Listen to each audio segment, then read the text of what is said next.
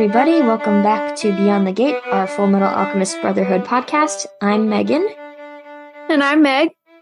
And today we will be discussing episode 9, Created Feelings. In this episode, Al is haunted by the notion his entire existence was simply created by his brother, and when the youngest, Elric, angrily reveals these suspicions, only Winry can convince him just how wrong he is about Ed.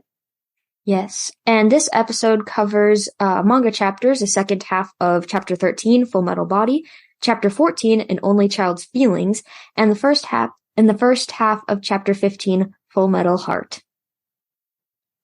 All right, I don't think we have anything extra to talk about, so we'll just jump right into the episode.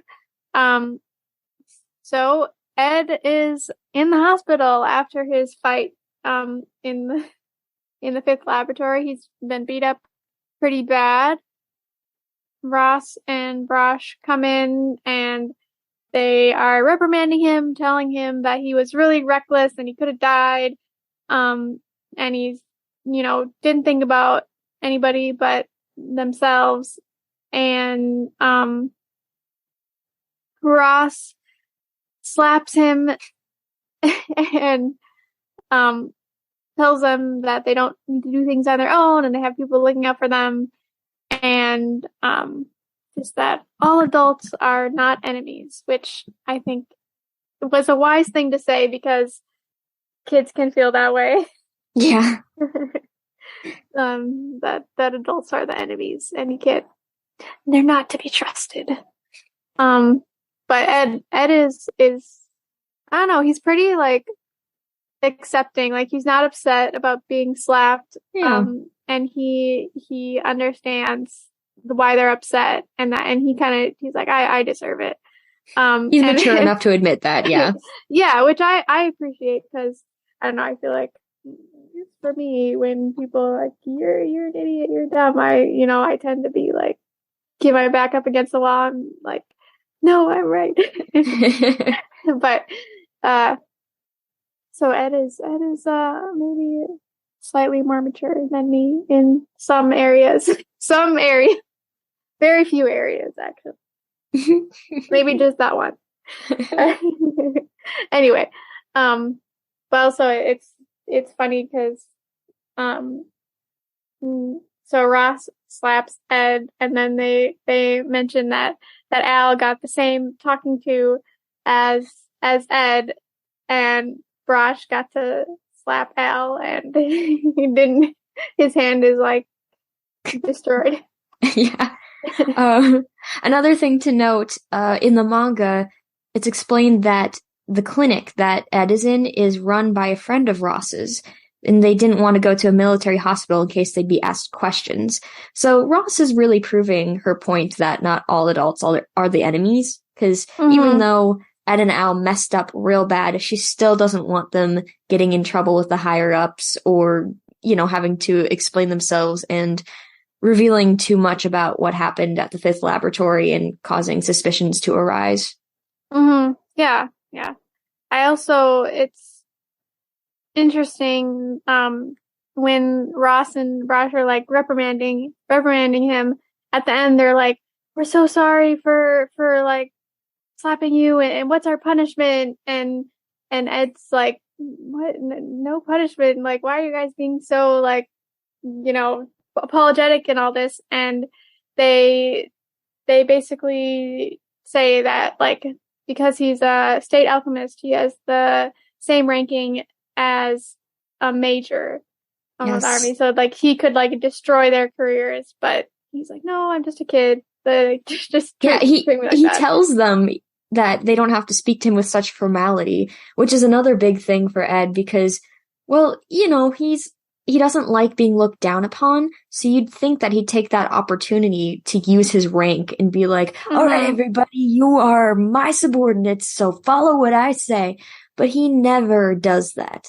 Yeah, I think that's kind of interesting because I don't know, it seems just with his personality that he would he would do that. Don't call me little, I could fire your butt in 2 seconds. Yeah, but he doesn't. So And then Ed remembers that his arm is totally broken, and so he has to call Winry.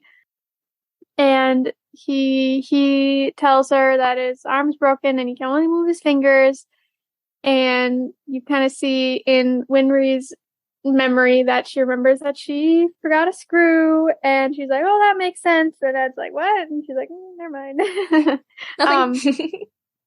And she's asking like, "Oh, how'd you break it?" And he says he was fighting, and she's like, "You can't fight. Like, your arm's not gonna. It's not. You're not supposed to do that."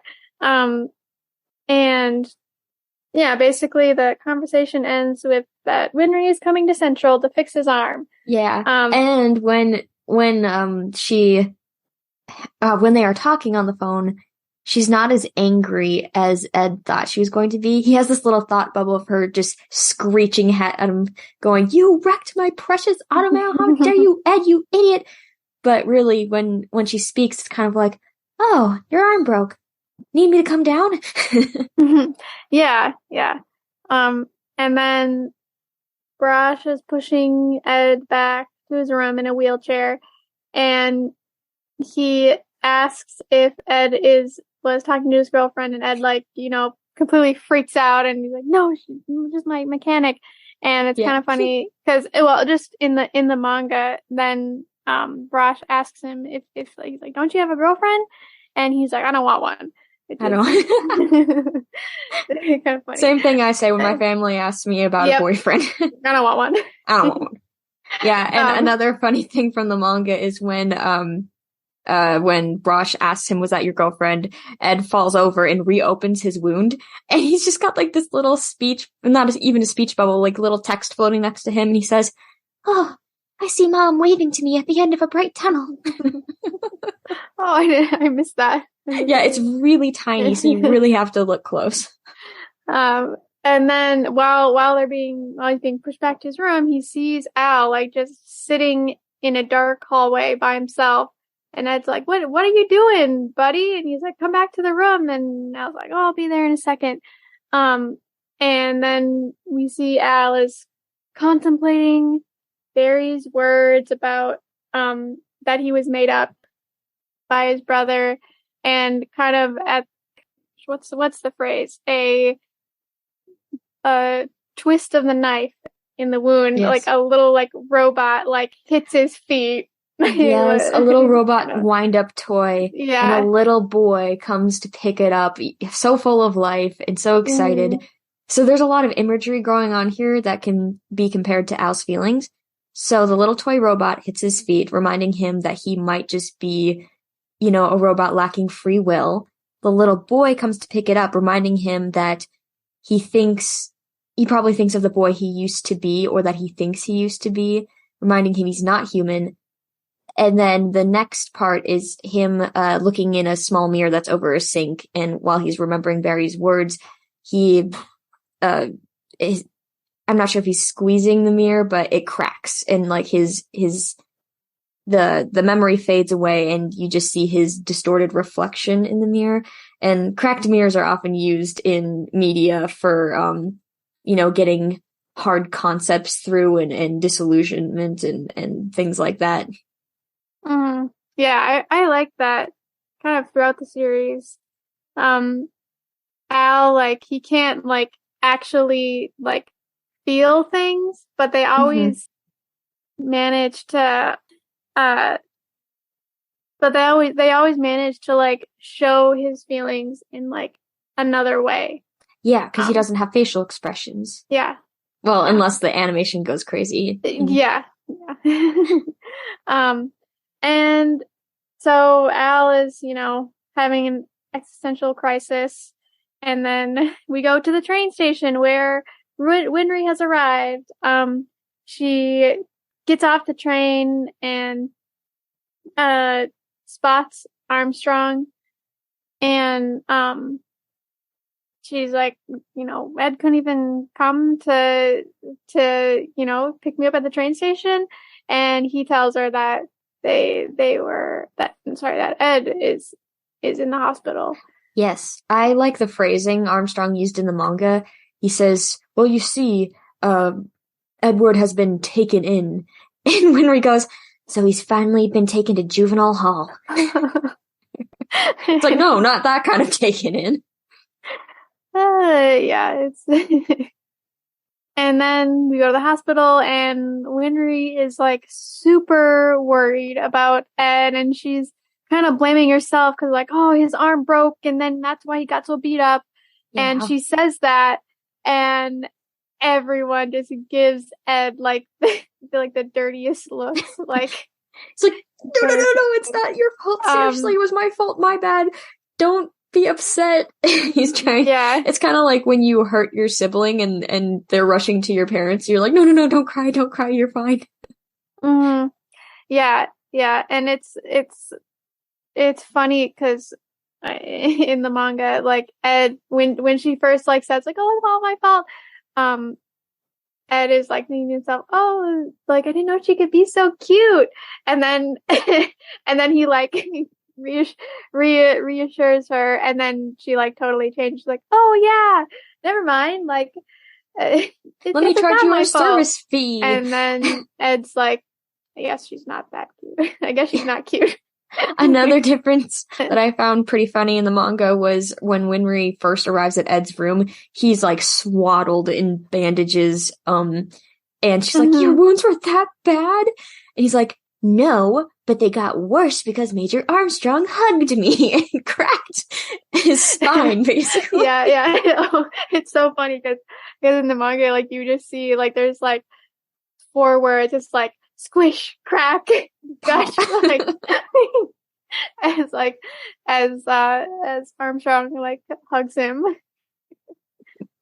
He means well, but he can cause a lot of damage. Yeah, he doesn't know his own strength, but at the same time he definitely does. So I don't know. He wants it. Yeah. He gets overexcited. We'll just say he gets overexcited. Yeah. And Winry then notices that, Ed didn't drink his milk, and everybody's kind of harping on him, like every growing boy needs to drink his milk. And I think Brosh is like, you need to drink the milk to get a girlfriend or whatever. And he's like, milk is disgusting. Oh, actually, no, what? I don't know what he says, but in the manga, it's so funny. I love it. Yeah, he says, I'm not gonna drink some opaque white liquid that was secreted by a cow. And then there's a little footnote that says, my apologies to all the dairy farmers, which Arakawa actually grew up on a dairy farm, so she's just like, milk propaganda is her thing that she sprinkles in this whole series. I also like how Winry says in the manga, because Ed doesn't drink his milk, that's why you're always going to be the size of a pea. But anyway, after we get through all of that funny stuff, Winry goes to work fixing Ed's arm, and Ed is kind of talking to her while she's working and expresses some concern that Al is acting sort of weird. In the manga, Brosh suggests that it's because Al is in love, and it's like, not everyone's love obsessed like you, Brosh, and Brosh although I'm like paralyzed on the floor, like, love obsessed? I'm not love obsessed. Although I will say that Al in the extras in the manga, he does have this fixation with getting a girlfriend or being appealing to women. And in the original FMA, I feel like he kind of had that prerogative, like a little bit. He did have a crush on a girl, which was kind of sweet. And in one of the movies, even he was pretty smooth with the ladies. Yeah, that was actually very cute. It was a ship I didn't even know I wanted, even though it's not canon and it led absolutely nowhere. It was just kind of sweet to see Al have, a little bit of the start of a relationship with a girl. Yeah. But anyway, this scene is just like really sweet because just like you can tell like Ed and Winry are just two buds, talking about their third buddy. being concerned about him. And then, while they're discussing Al, we cut back to Al. He's like having another existential crisis. He's still thinking about, Barry's words again, and that, he might not be a real person. And you can just like feel the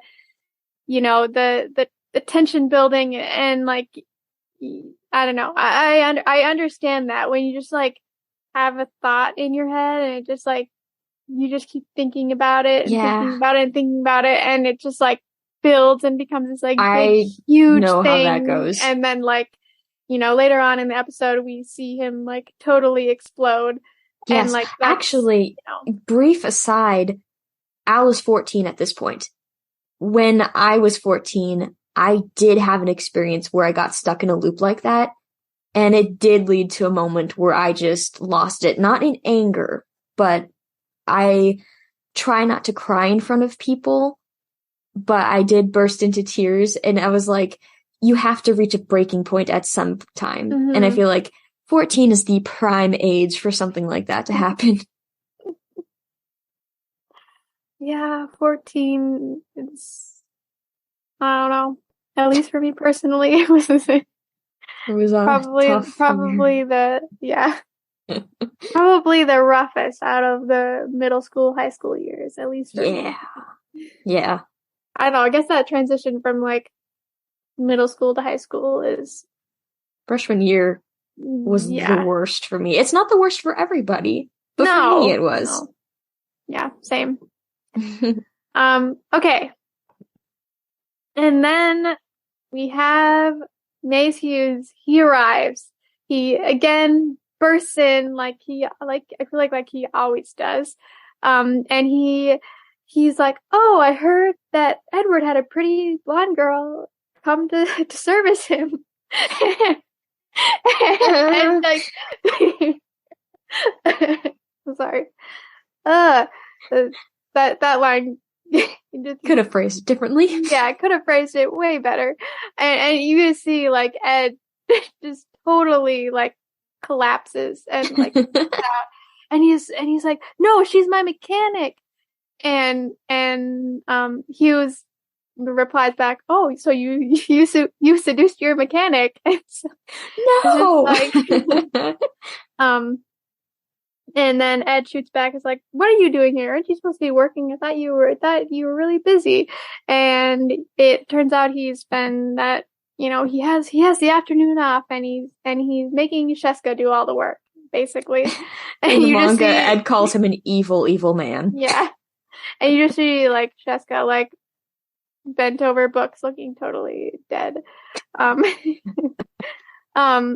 And Hughes tells Ed that he might not need to be guarded for much longer because, they found a lot of bodies at the explosion where, in East City where like the Scar and stuff, and there's been no sightings of Scar, so it seems like he's gone. And this, of course, is the first time that Winry is hearing about that Ed needs to be guarded, and she's super concerned. And Ed's like, "It doesn't matter. There's nothing. You don't need to know what's wrong." And she just kind of is like, okay, she just accepts it. Which is like, I don't know, it's kind of sad. Yeah, he words it kind of harshly too. So yeah, he it's nothing that concerns you. Yeah. And then Winry's like, "Okay, well, I need to leave and find a place to stay for the night." And Hughes is like, "Oh, you could stay with me." And he just like drags her away. Just like he the did kidnapper with he is. Yeah. Always kidnapping. But there was a reason he was there was a reason he was so psyched to have Winry over, and it's because Alicia, his little daughter, is turning 3, and it's her birthday party that day. And so he has Winry over, special guest. I think he knows that Winry and Alicia will just get along swimmingly. And Winry at first is kind of like, "Oh, what am I doing here? I'm just kind of barging in on this family's birthday party. I know absolutely no one."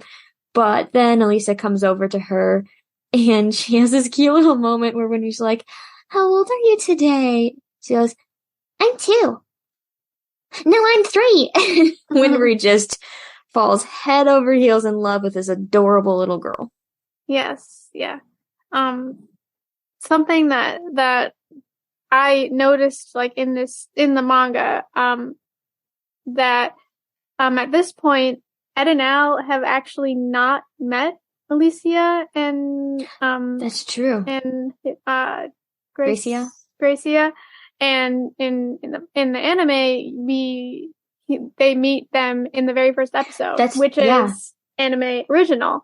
So yes. it's kind of, and in the original FMA, they know the Hughes family for even before Ed got his certification. So when he was like 12 or 13, and Ed actually shares a birthday with Alicia. I'm not sure if that's canon in Brotherhood, probably not, but in the original FMA, Alicia was born on his birthday, and they actually helped the Hughes family when Gracia was going into labor.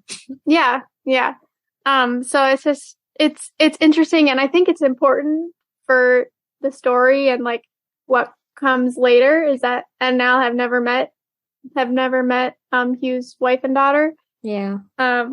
But in the anime, it's different. They have met him. But so, in this kind of at Alicia's birthday, Winry and Hughes are talking about Ed and Al.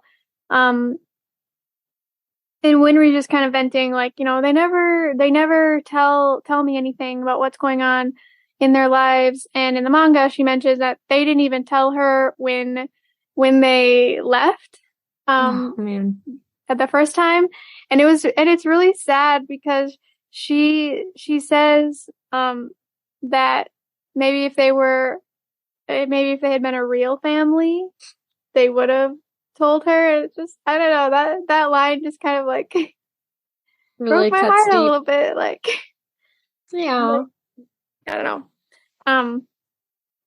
But Hughes, like, kind of, I don't know, tries to like comfort her and says like, oh, maybe they didn't think they needed to say what they're thinking or feeling because they think that you know. And Winry is like, well, I wish they would say something. And Hughes kind of like, well, men prefer to let actions speak for themselves. Yeah, well, sometimes. And I mean, Winry has a good line for that too. She says, well, there are some things I need to be told, which I totally agree with. Men being more action driven, I think traditionally that is true. It does depend on personality though. Yeah, and also like, it's not just men.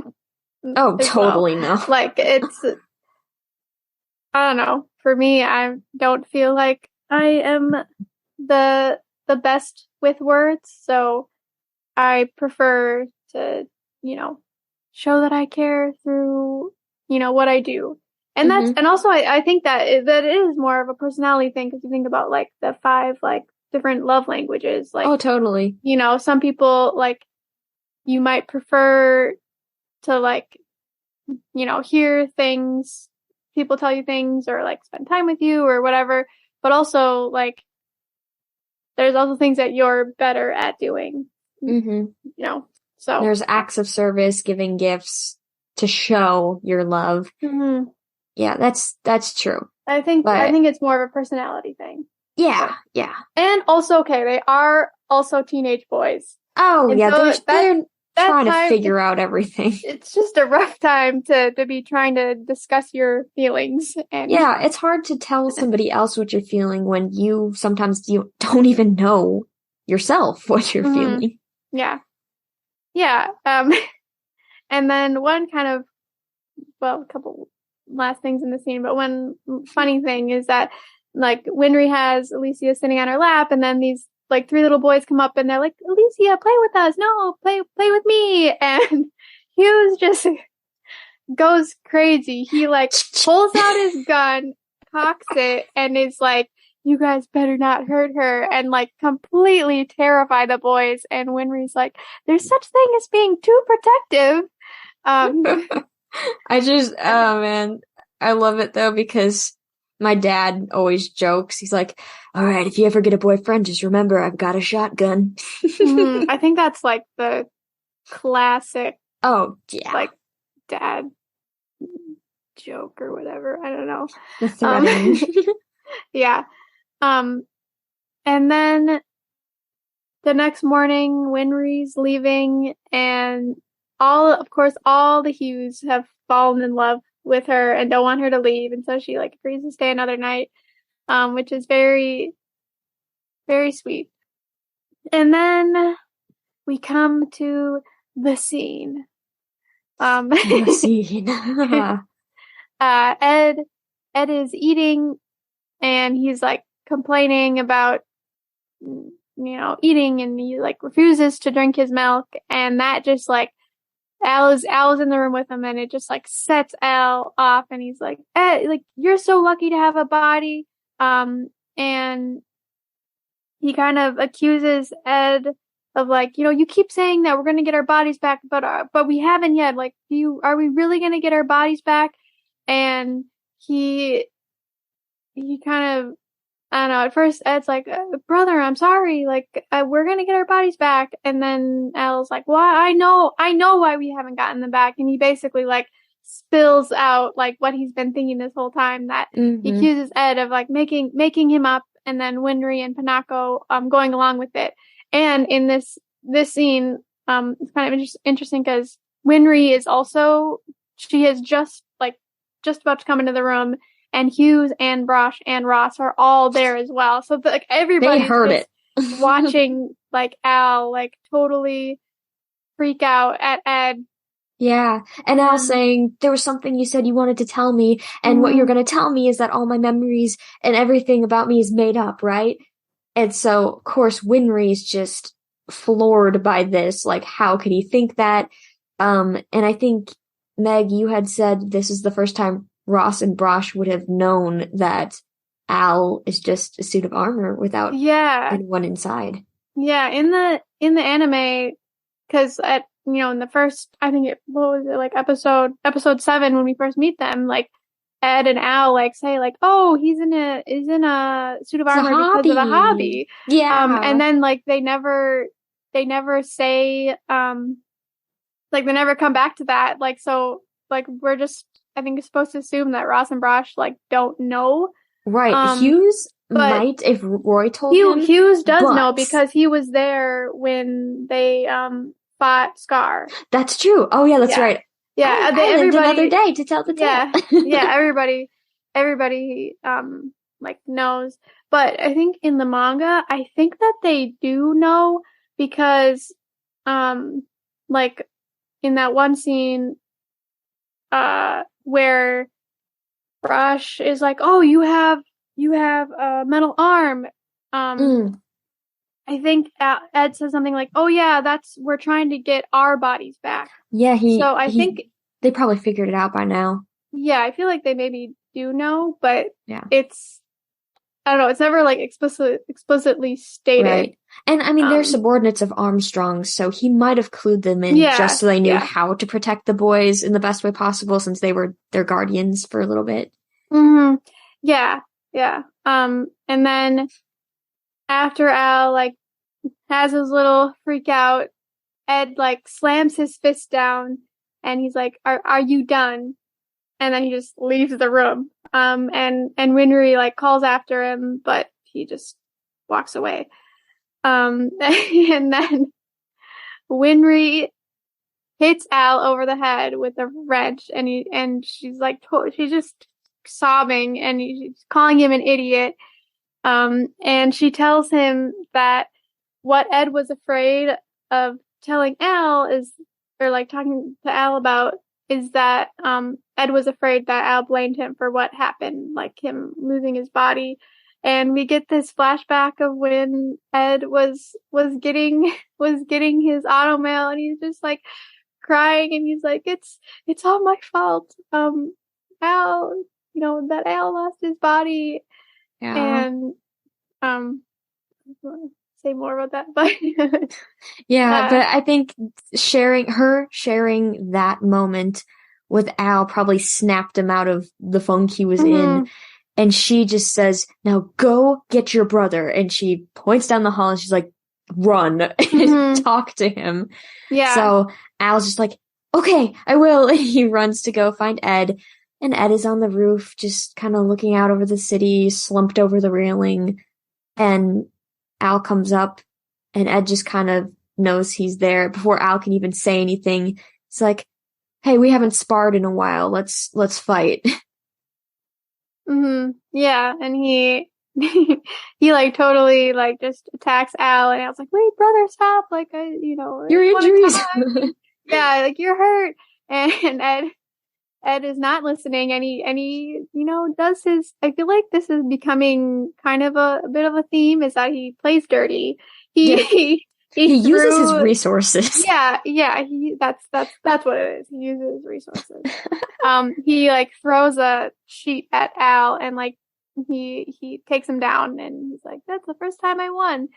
Yeah. And then they're both just like laying on the ground, looking up at the sky, and they're just kind of reminiscing that they used to fight a lot. And they just like mention some of the little squabbles that they got into, like fighting over who got the top or bottom bunk, and then some toys. And one of the funniest ones, it's who would marry Winry, and Ed doesn't remember that they fought about that, but I was like, "Yeah, we did, and I won that fight, but she turned me down." And Ed says, "Did she?" And I love the delivery of that line. "Did she?" Like he doesn't care. Yeah. Oh, he does. But he is locking that away in his mind. Yes, but all of those memories serve to make Al realize that he can't be made up. And Ed's like, "You think all those memories are fake? That they were fabricated?" And Al's like, "No, I'm sorry." And, and that's that, really. Yeah, it's kind of nice, because Ed, they're like, "We're in this together all the way," is what Ed says. And it's very sweet. And Ed even says that he'll drink a little milk. So. But yeah, they've made up, and and Winry and Hughes are watching this sweet moment take place. Yeah, it's very sweet. In the very last scene of the episode, we see a dude with red eyes, so we know that he's an Ishvalan. He's just kind of wandering the desert, and he's saying like, "Where everyone's gone, everyone, it must be dead." And he sees a state alchemist and this guy who sounds familiar. Maybe we heard him in the last episode. I don't know. He says that he's a state alchemist sent to exterminate the Ishvalans. And then Scar wakes up, and so we can assume that he was like having a dream. And he's in a slum outside East City, so he's not dead. He's not dead yet. Yeah, he's been badly injured, but there's other Ishvalan refugees that are taking care of him. Yes. It's kind of sweet. There's like an old man that he's like, "I'm not going to turn you in," and then a young boy, and Scar like asks about his arm, if it's still there, and it is, and you can tell that it's important to him. And we see his arm, and it's like has detailed tattoos like all the way up and down his arm. And that is the end of the episode. So kind of, I don't know, it didn't seem like not very much happened in this episode. It was kind of like a, I don't know, just it wasn't like recovery. Filler. No, it wasn't a filler episode, but it was, I don't know, recovery after a big fight, basically. And like dealing with more like emotional things, too. But it was we gotta have those episodes once in a while to make the characters go, "Whew, okay, let's take a breather here." Yeah, exactly. You need a break when there's like more intense episodes, like the Fifth Laboratory. Yeah. Okay. Yeah, all right. So voice actor notes. Yeah, we decided to do the Hughes family this time. So Maze Hughes is played by Sunny Straight. who also plays Present Mike from My Hero Academia, Mantle from Dr. Stone, and sorry, let me try that again. And Misuzu. I haven't seen the show, so I won't know how to pronounce it. Misuzu Sonoda from Oran High School Host Club. Gracia Hughes is played by Anastasia Munoz. I am butchering these names. And she also plays Mayuko Shiraki from Fruits Basket, Uobami from My Hero Academia, and Sarah from Princess Jellyfish. And then Alicia Hughes is played by Chirami Lee, who's Asuna from Sword Art Online, Rhea from Fire Emblem, and Red Blood Cell from Cells at Work, who is absolutely awesome. Yes. And the name meanings for them, so Maze is from Dutch origin, and it means the son of Moss, or Thomas. Sorry. Okay. And then Gracia is of Latin origin, it means charm. And Alicia is of Spanish origin, it means noble. And Hughes, their family name, is of English origin, and it means the son of Hugh. Or it can also mean fire, which is fitting, because Maze is Roy's best friend, and he's the flame alchemist. But we just thought Maze Hughes' name is funny because it's like, Maze, son of Thomas, Hughes, son of Hugh. Son of Thomas, son of Hugh. Yeah, just not very... Don't think it means much. No, the mangaka might have just been like, ooh, Maze sounds like a great name. Name meanings don't have to play into a show. Some of them work out great, like Al's name, meaning, like a knight. Or ready for battle, I mean. But, some names are just like, it sounds cool, the meaning does not matter at all for the context of the show. Theories. Do we have any theories for things that were never explained in the show? So it's not really a theory, but just like, how do Al's senses work in his body? Because he can't taste or smell anything, but he can see and hear. And it's likely that like he can't like feel like when something's hot. But he can still grab things. He might not have any sense of pressure. He might have to like, when he first got his body, maybe he had to like broke a lot of things or like had to get used to it. But he can interact with things all right, and I don't know, it could be that he learned how to deal with it, or maybe it's just a soul in the armor, and yet the armor seems filled because the gloves look like there are fingers in them, like they're full and they can grab things. So maybe he can sense pressure. I don't know. Well, I'm wondering if like the gloves, like underneath are just metal. That could be too. Lots of things we don't know, and then we're never gonna find out. Yeah. I don't know about the seeing and hearing, because we've seen his point of view shots. I mean, like, obviously he can see and hear things, but like I was gonna say, well, maybe he can do that, but he can't taste or smell because he doesn't like need to, but he doesn't need to see or hear either. So like, I don't know. It's just because he needs to for the show. That's why the manga. Or maybe because the armor allows him, because it's got holes for the eyes and it's got appendages, but it doesn't have like any taste buds or any like real mouth, so it makes sense he couldn't taste. I don't know. It doesn't have any ear holes, so why should he hear? Okay, we're done trying to figure that out. Nope, it's just for the purposes of the manga / show. That's why he can see and hear. Maybe a soul has a certain awareness about it that allows it to do those things, I don't know, independently of a flesh and blood body. Anyway. I don't know. I thought you said we were done talking about it. Alright, moving on. I don't really have much to say about the animation because we already talked about the symbolism in the imagery.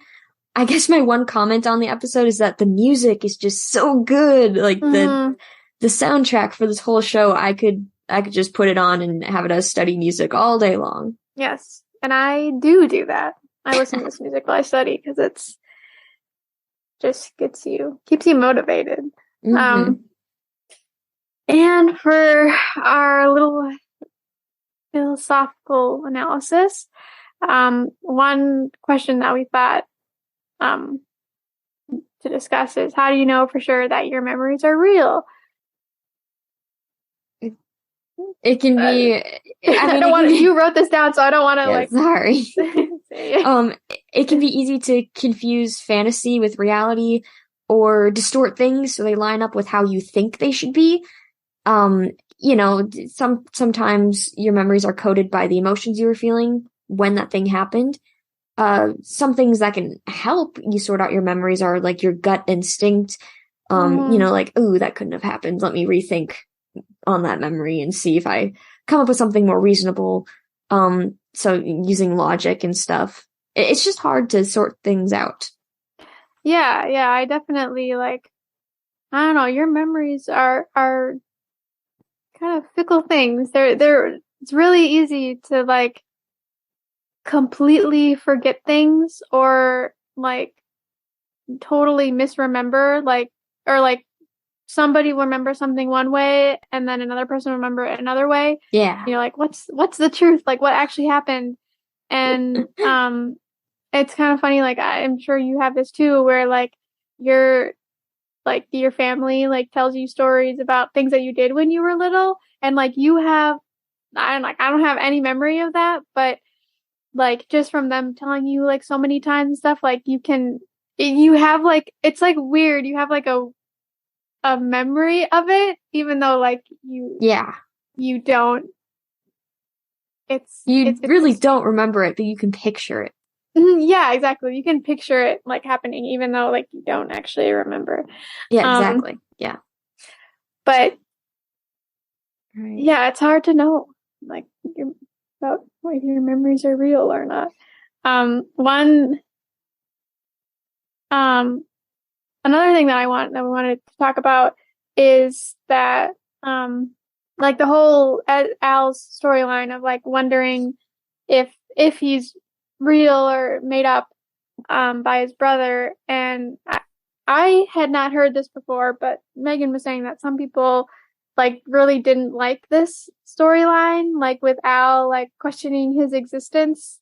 And I don't know, what do people feel about this? Well, I've just heard a lot of people say things like it wasn't necessary and it was kind of annoying, which I understood because having all those flashbacks of Barry saying, "What if you're not a real boy?" Yeah, that was a little much. Okay, I do agree with that. Yeah. But at the same time, I mean, when I first watched it, I was very frustrated with Al, and the original voice actor for Al in the 2003 anime, Aaron Dismuke, he even said when he was recording those, he was just so angry at his character. He's like, "You idiot! Stop focusing on this and just get your body back already." Yeah. But well, yeah. At least for me, I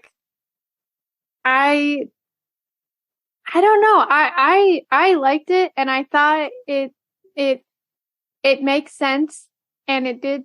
I think it added to the story because, well, like I already mentioned, how you just get this thought in your head, and it just builds up and builds up and builds up, and then you have an outburst about it, and then I think in the show you can see hear and feel even as he's saying these things, you can tell that he doesn't really believe them or mean them, and he just needed to verbalize it. Yeah, because there's always a what if and a fear, and it's hard to divulge that to others. But as soon as he and Ed had that fight and Winry, beat Al into submission, he he immediately just goes, you know what? I was wrong. I'm sorry. I just, I, I was in a loop. And that's another thing people got angry with. They're like, wow, he turned around fast. But it's not unbelievable. And yeah, because like I just said, like you could tell as he was saying it that yeah, he didn't really believe it. yes. And it was like building up in his head all day. He just had to say it. Right. And that brings And us to a story element here. It's the concept of doubt. Giving characters doubt isn't necessarily a bad thing. And it helps in this instance because we get to see how tough it is on both Al and Ed to be on this journey. They don't know if they can get their bodies back, and stress and insecurity and all of that can lead them to desperate places in their minds. Yeah, yeah. And also like when you have to remember that he's a 14-year-old kid. Yeah. So of course he's gonna be feeling these things. And also he's doesn't have a body. Like he can't feel things normally. And so of course, I don't know, I feel like you would question, Yeah, like, because physical senses play a lot into how humans interact with each other. He feels isolated in there. So, yeah. yeah. I don't know. So everybody I hating think on Al over there, just let it be. yeah, I think it adds to the story, and also like I don't think we get to see enough of that. Yeah. I think we get some of that in 2003 FMA with Yeah, in the him. 2003, that was one thing that I did like more about it. They like dealt with this storyline. Like I don't remember exactly what happened, but I just remember feeling like, oh wow, this is like way better, and like way like they did it in a way that you understood it Yeah, more. like Al kind of explains what he's thinking in the armor and how he's disconnected from everyone else. Yeah. Yeah. So, yeah. But anyway, moving on. yeah, moving on to something fun.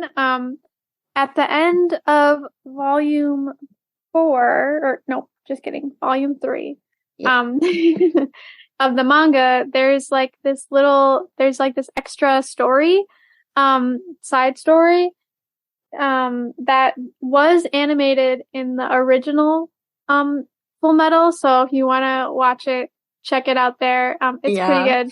I think I remember like that's like watching, panels of the voice actors, like that's always like their favorite episode. Yes, so yes, definitely totally. recommend checking it out. So this side story is called the Military Festival, and it starts out with Mustang's men like discussing like who would win in a fight, Ed or Mustang, and they're kind of like, I don't know, they're each on different sides. Like Mustang would win because he's older and he was like actually in a war, and but then they're like, oh, Ed's really good at hand-to-hand combat, and he's like a prodigy in alchemy. And so everybody's discussing like who would win, and Mustang like is pretending like he doesn't care. He cares. Yeah, he does. And then Ed, Riza is like on the phone talking with Ed, and he's like, yeah, I'm up for a fight, and Mustang's like making all these excuses, and he's like, oh, it would be, it would we would like destroy everything if there was a fight. And like Hughes is like, I'm already like setting something up for it. And then he's like, the Fuhrer wouldn't allow it, and the Fuhrer's like, oh, it'd be okay. Go for it. Entertainment. Rally the men. Yeah. And so they're gonna fight Ed and Mustang, and it's kind of funny because they're like at a arena or whatever that Hughes put together, and Hughes is like the announcer, and it's really funny because at one point he like breaks the fourth wall, and he's like, okay, there aren't a lot of pages left, so let's get on with it. Yeah. And another thing he does is he makes an announcement, And everyone's like, all right, let's get this battle started. But what he wants to say is he wants to gush about his daughter, and he has like this huge poster banner thing just behind him. Huge picture of Alicia. Yeah, it's pretty awesome. And then it's also kind of funny because they're like, in the red corner is Colonel Mustang, and like everybody behind him like hates him. Boo! Give me back and, my like, girlfriend. And then yeah. And then in the blue corner, everybody's like cheering for Ed, but they're also like, this guy's so small, like he's not gonna win. And of course, Ed's like, don't call me small and whatever. And so then the fight starts, and Mustang just like totally goes hardcore. Like he's just like using his flame alchemy, and like Ed's like running for his life, and he's like spouting off like little Mustang is like spouting off little things like you're you got to keep your cool and don't get angry and whatever. He's giving and advice while he's beating him up. Yeah, and he's like hasn't like taken one step, but then he creates too much smoke, and he's like, "Where's Ed?" And I love this part. Yeah, and then he spots him in quotation marks, and he like goes in to finish him off, and then it's just Ed's coat on like a little statue that says sucker on it. Yeah, and Ed transmuted a dummy of himself. Yeah, and then Ed like comes from behind to take him down, and he actually destroys Mustang's glove that has like his little alchemy symbol on it, but and he's like, oh, I'm gonna win, and Mustang actually like looks concerned for a minute. He's like, oh crap, I'm gonna lose, but then he has a second glove. He knows how to snap on both hands. Yeah. And he beats Ed, and then we see Ed getting carried off. Like, and Al's just watching. Yeah. I wanted Ed to win. I did too. And it's kind of, I don't know, at least from watching that, I got the sense that Ed, if it had been hand-to-hand combat, that Ed would have won. That's true. I think Roy is more versed in flame alchemy is more for long range, but he also knows how to use guns because he's in the military. But I don't think they ever trained him. We don't see him use a sword ever, and I don't think I ever see him punch anybody. Yeah. So he's more long range, which I will say, like, Ed is too, because like you need time to like do your alchemy. Yeah. But with Roy, he can like do it so fast, and like, fire is like, it feels like instantaneous, where like, you know, to like create a stone arm that's gonna like punch you, that takes a hot second. Ed just creates his arm blade and goes in close when he needs to. Yeah. Quick. Yeah. But yeah, that's that's just like a funny little side story that the manga put in, and check it out in the original Fullmetal. It's pretty funny. I think it goes a little bit differently, but it's still a good time. And another thing at the end of Volume 3, one of the little mini comics is like talking about why Mustang wants to be the Fuhrer, and this is also animated in the original. Yes, and it's probably like the one thing that you always see from the, when you see a post about the original, like that's the one thing, and the reason that he wants to become the Fuhrer is, he says, I want to change the dress code so that all women in the military must wear miniskirts. Tiny miniskirts. Yes, yeah. In the anime, he's like, he's like, from that day forth, all women of the military are required to wear tiny miniskirts, and then all his like, male subordinates is like, I'll follow you forever. I love Havoc's reaction. In the original, Yeah. he basically just grabs Roy's leg. He's like, I'll follow you the rest of my life. Yeah. Yeah, so it's kind of cute. And then one other tiny funny thing is that at the end of all the volumes, it like has like somebody that died, like, going to heaven or whatever. And in this one, except for Shao Tucker, he's not going to heaven. Nope. Actually, the one with Shao Tucker, you see Nina and Alexander flying up on their little angel wings, and Shao Tucker's going down, and the mangaka wrote hell at the bottom. Yeah. And so in this one, it's kind of funny because it's just like a random soldier, and he says, I did it, Mom! An insignificant guard like me appearing in a bonus in the graphic novel.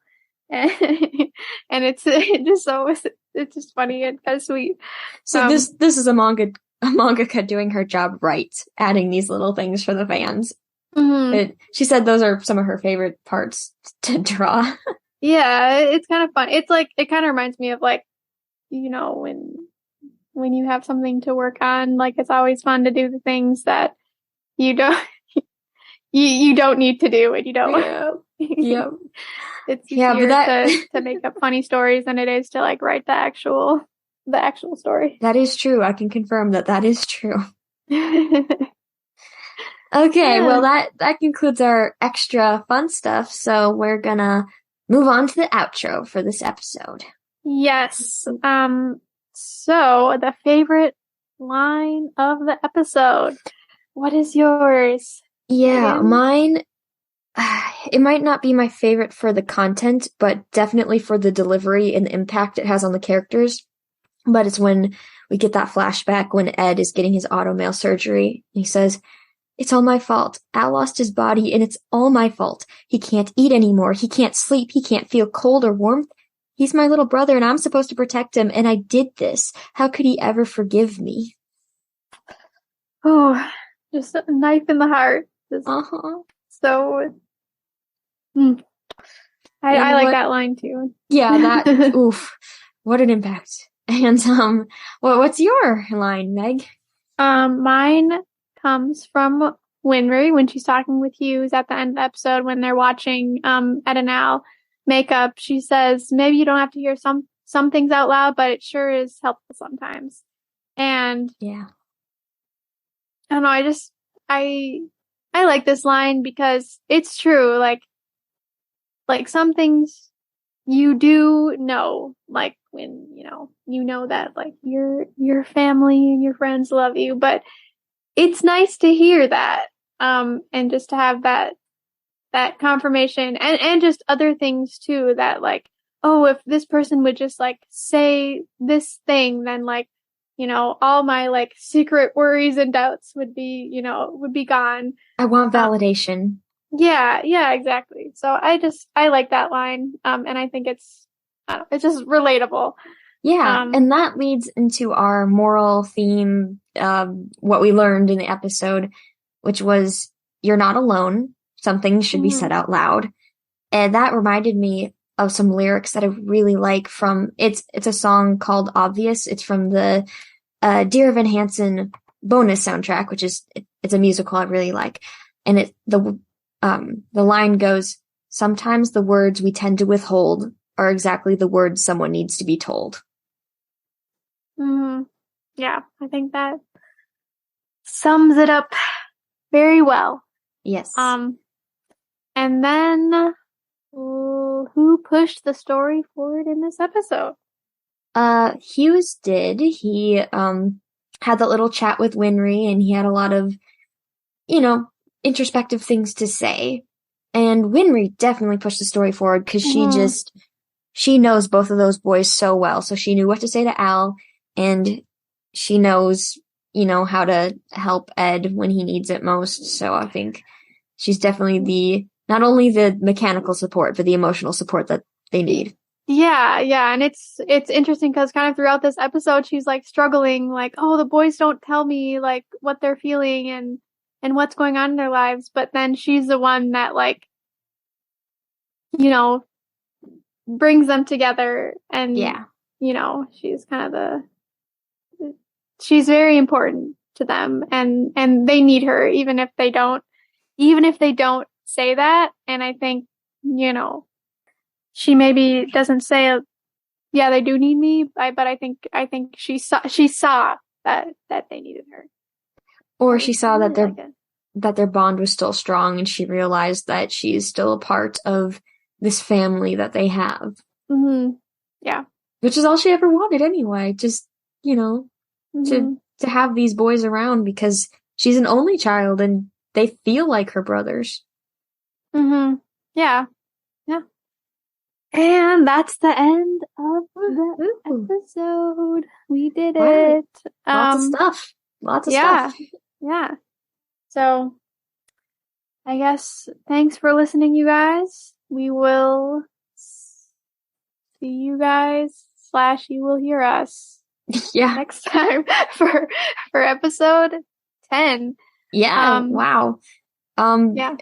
Remember to check out our social media stuff, our Instagram, and give us comments or write an email even, and we will read it out loud on the show. Yeah. All right. Goodbye. See ya later.